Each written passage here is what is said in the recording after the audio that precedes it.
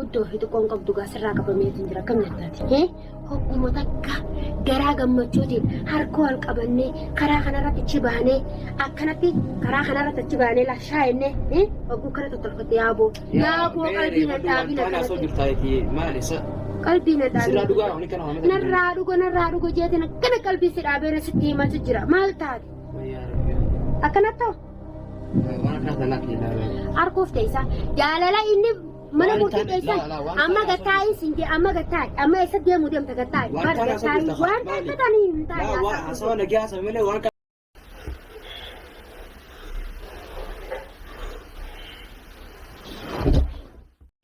السلام عليكم ورحمة الله وبركاته. يا شباب حركة فونا جرتهم متكشتي نجيني كيسان بلا سنين جرا ردفتون عشتان ترتمنت زرتني يوم ما تبشاشة يفهم في فن التزرع أنا أفني زرا دبتو سجلك يدو وانا نجرو وانا جايبات يا سلام ربنا واقع جيشو لكن نمني wanni addunyaatti jirtu waanuma addaati jechuudha. Niitiin amma argitan tun jechuudha fafoo mucaan si jaaladhaa jette tuni. Har'a immoo kaleessa jechuudha mucaa nama mallaqaan bittee jala oofuu turtee qaba harka kiyaggeessaa gidditti mana galfadha jettee jirte turte. Mucaan dura mallaqaan bitamee jala deemus asiin danda'u kalaasii dadhabee wayii kophee taate akkanatti olii ganna ooftaa jedhee inni wannatti jennaani. Allahu alam dhugaa natti fakkaattee soba ta'ee isaaniin beeku. Qoricha dhuge jettee achi baatanii deemanii jechuudha.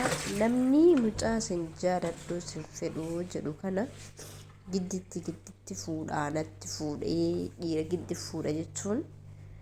يعني يو فدي فوني جزء تكفتو تاتي ماله ديراول بولتي تاتي بولتي يعني أكهال مناتي فبا مناتاني جمعت وني ولين دفني جمعت شو أولين زرات ما ولين قلت فتوفي على مناتي فبا مناتاني يمو كون فدي كم نكون جدت يعني جدت وننا مباسن وني وننا نشود فودا في روما متي زمانا كان أنا شفت ماله دبرتين يرفوتو لقيني نجدتي نجارة ديران جتو dur akka aadaa oromoo keessattis dhiiratu shamara buta jechuudha gidditti.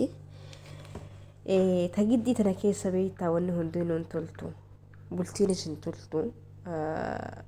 Wanna immoo dhiira gidditti si fuudha gidditti na fuudhii jechuun sun mamnuu akka yaada kiyyaatitti jechuudha nana biratti. Rabbi keeriyaa godhu hundumaafuu inshaallah. waan akkanarraa lubbuu teessan isin malee abbaa biraan qabdu si jaaladha jettanii nama si jaaladhu jedhuu fi summii dhuga jechuun a'uudhu billahi lubbuu tiyya kenna summii dhugee jiraachuun hin fedhuu jechuun sun gowwummaa irra boodaati. Maal eenyu duutaa abbaa ilmaanii yoo ta'e maaltu si ajjeese? Akka inni jiru dhiirti biraanis jirti jechuudha. Akkasii obboleettii tiyyaa ani waan dhugaan dhuddeessinatti fakkaatu laakiin jechuudha yooma fedhes taate jechuudha namni kanaan boodas waan akkanaa yaaddan qalbii teessan jijjiiradha.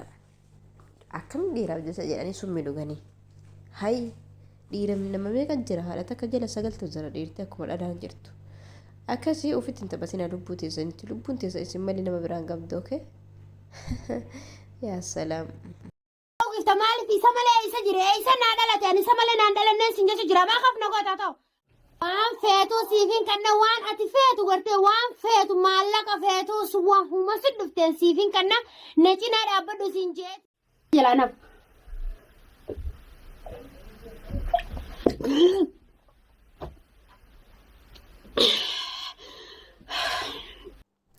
Akkasi gaammata keessatti akkasittiin sukkaara korattee dhuddee akkuma jette summii dhugdee irraan bayine akkasitti gurbatti bilbiltee gurbaa tokko bitattee deemtiin jechuudha. Mallaqa sii kennaa waan fedhe sii kennaa dahaaba qaba qabeenyi na bira bashi gurba maan jaaladhe san qofa qaabina harka deebisii jettee gurba takkaa waliin mucaan jalaa baqatee bakka biraa deeme bakka sanis nama inni bira dhaqe sanis nyaata dhoorgitee iddoo dhoorgitee yeroo mara si ajjeesa jettee nama sitti bitaa nagaan hin jiraattu jettee balaa buusuu turte jechuudha.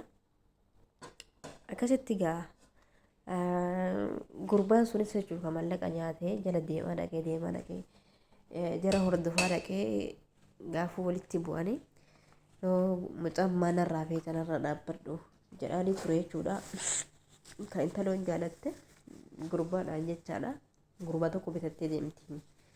Isaan immoo mana inni itti baqate sanitti abbaa banaatiin lubbuu tantee irraa jaan qabdu akkanatti hin jiraattu lubbuu teessi baasna mucaa jalaa dhobse abbaan manaa jechuudha. Yookiin mucaa as baasii mucaa yoo harka kennaan hin geenne ati lubbuu teetiin addunyaa tanarra hin jiraattu beeki jedhanii gurbaanis jalaa dhobsee sodaateetuma jalaa dhobse na fakkaata talli humnatti illee jabduu na fakkaate qabdee ruruuqxee beektaa gaafa takka viidiyoo arge qabdeetii ruruuxi gurbaa abbaa mana sanii kam ofi jibbaatee jiru na fakkaata.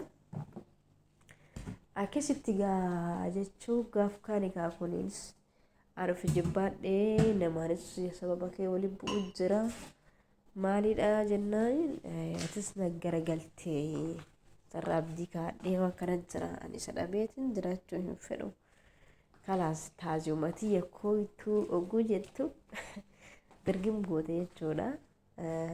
Laakiin an sukkaara fakkaata wanni kuratte sukkaara na fakkaatte akkas inshaalla rabbi keera haa godhu an akka dhalaate wanni isinii dhaamu lubbuu rabbiin baasa lubbuu tana rabbiin nama harka kaa'e irraa gaafatamtacha namni lubbuu ufii baase irranattis jedhattis kasaaraadha. Namni uf ajjeese jannata seenu immoo dhiira tana hangam waliin ta'a kan nama jaalatee kan gidduutti na jaaladhu jedhanii gidduutti deemanii miti kan nama jaalatee nama fuudhee jechuudha. Hanga waliin jiraatan hin beekanii jechuudha.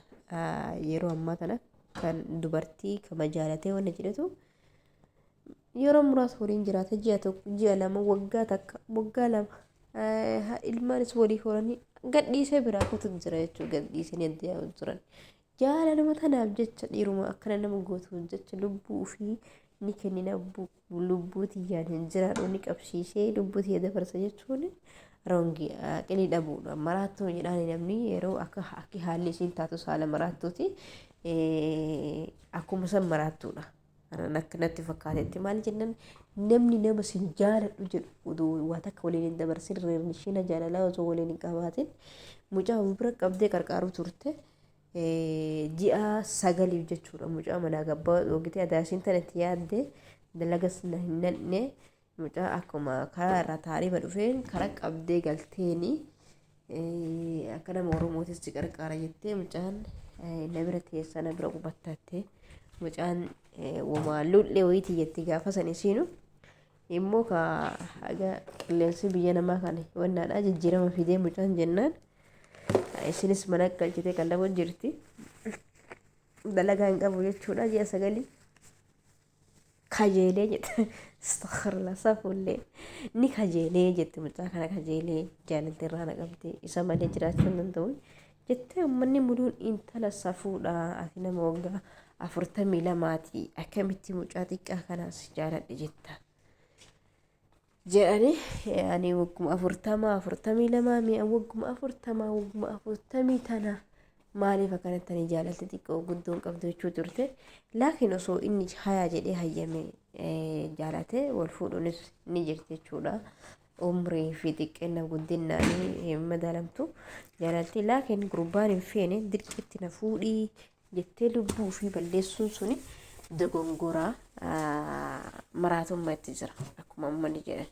Akkamitti namni lubbuu fi jaalallee isiin taane abbaa manaa isiin taane abbaan manaa ta'e yoo deeme wanni lubbuu isaa isii ufuu balleessaniif hin jirtu jechuudha. Namuma jaalala waliin dabarsanuu hin taane reef jaalalli irraa qabee itti malee jirti. Nama har'a jaalalli irraa qabee kan jaalala waliin dabarsin kan yeroo jaalalaa waliin hin qabaatin kana dirqitti na fuudhuu qabdaa jedhanii yoo itti deemanii ana biratti fudhatama qabu.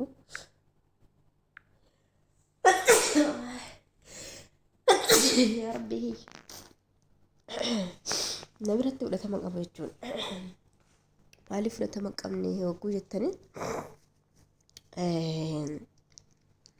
wanni takka kama ka'umsatti wixinee taatee siif hin qajeelin ol kaatee siif hin qajeeltu jechuudha. Namni har'a si jibbe jechuudha. Har'a irratti si jibbe boru eessa waliin geetta?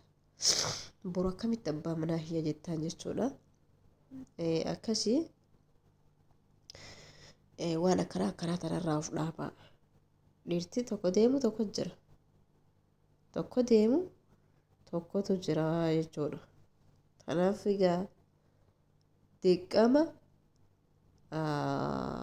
wannaa ta'uu qabu. Dirqama nama jaalattansa argachuu hin qabdani. Kan jaalateef rabbi walii qooda jechuudha. Kan jaalataniif kan jaalatte kan wal jaalate lama rabbi walii qooda. Laakiin kaati jaalattus hin jaalatu. Kaati jaalatte kan inni si jaalate ati san jaalattu jechuudha. Kanaafuu gaa ofitti taphatinaa. Ofitti xiqqeessinaa isiniin jedha.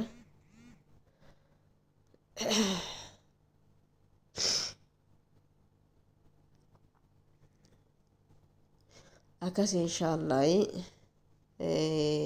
waan akkanaa tanarraa uf eegaa.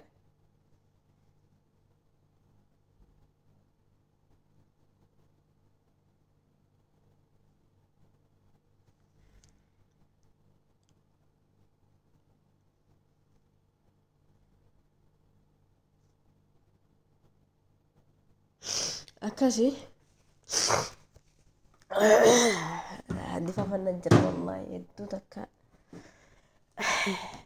mataan likkina jiru. Bas ala kulli haal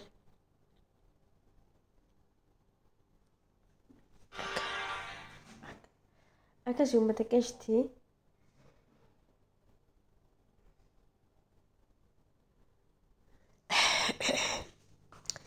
inna lillahi wa inna ilaihi raaji'uun.